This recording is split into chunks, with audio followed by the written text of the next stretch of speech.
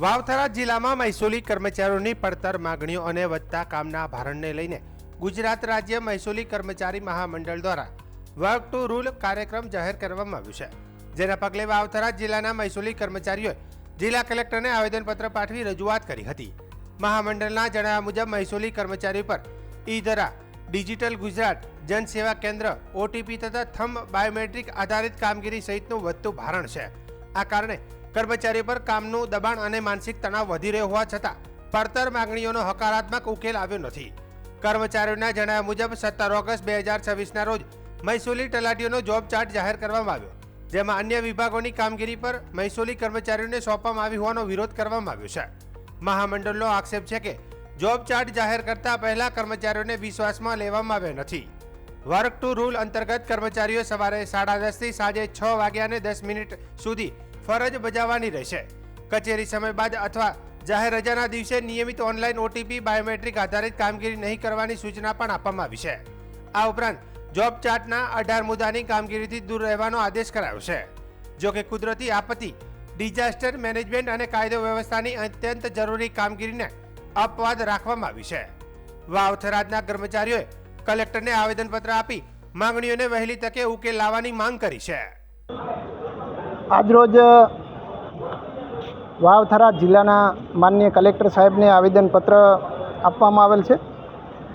ગુજરાત રાજ્ય મહેસૂલી કર્મચારી મહામંડળના આદેશથી આજથી વર્ક ટુ રૂલ મુજબ કામ કરવા માટે આદેશ થયેલ હોય તે મુજબ કામ કરવાનું છે।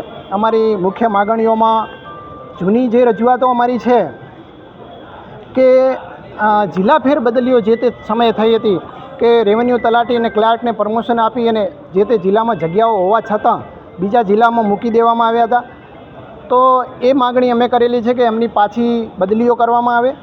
અને બીજી, હમણાં ઈ-ધરા સિસ્ટમની અંદર એક જ સર્કલ ઓફિસર કે ઈ-ધરાને 7 અંગૂઠા આપી અને એનું જે સિસ્ટમ છે એના માટે રજૂઆત કરી હતી કે આમાં જે ઝડપ વધે અને બિનજરૂરી માનસિક ત્રાસ ઓછો થાય એના માટે અમે સરકારમાં રજૂઆત કરી હતી, પરંતુ અમારી જુદી જુદી તમામ માગણીઓ પ્રત્યે સરકારે કોઈ પણ આગળની કાર્યવાહી કરી નથી, દુર્લક્ષ સેવેલ છે। વધુમાં હમણાં ગઈ 17 તારીખે મહેસૂલી તલાટીઓ માટે કોઈ પણ રેવન્યુના મંડળના સભ્યને કે પ્રમુખને વિશ્વાસમાં લીધા વગર, ધરાતલ પર કામ કરતા કર્મચારીઓને વિશ્વાસમાં લીધા સિવાય એક જોબ ચાર્ટ બનાવવામાં આવેલ છે। જોબ ચાર્ટમાં 45 મુદ્દાઓ એવા છે કે જે પૈકી 18 મુદ્દાઓ મહેસૂલને લાગુ પડતા જ નથી। બીજું કે અમારા રેવન્યુ તલાટીઓ આ કામ કરવા માટે તૈયાર છે, પણ તેની સામે જે ગ્રામ પંચાયત તલાટીઓ છે એની સ્ટ્રેન્થની સામે મહેસૂલી સ્ટ્રેન્થ ખૂબ ઓછી છે।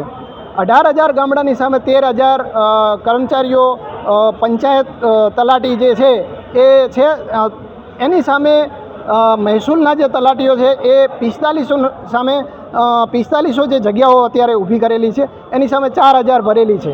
એમાંથી તાજેતરમાં જ 1,000 કર્મચારીઓને ILRમાં નિમણૂક આપી છે, તથા બીજું કે મામલતદાર કચેરી, પ્રાંત કચેરી, કલેક્ટર કચેરીની અંદર જુદા જુદા કર્મચારીઓ જ્યાં જગ્યાઓ ખાલી છે કારકુનોની, એ કારકુન તરીકે કામ કરે છે। એટલે અત્યારે એક રેવન્યુ તલાટીને 15 થી 20 ગામડા આવે છે। હવે આ જે 45 મુદ્દાઓનો જોબ ચાર્ટ છે એ 15 ગામ માટે એક રેવન્યુ તલાટી ક્યારેય કરી શકે એમ નથી। એટલા માટે અમે વર્ક ટુ રૂલ માટે આજે કલેક્ટર સાહેબને આવેદનપત્ર આપવા આવ્યા હતા અને આવેદનપત્ર આપેલ છે।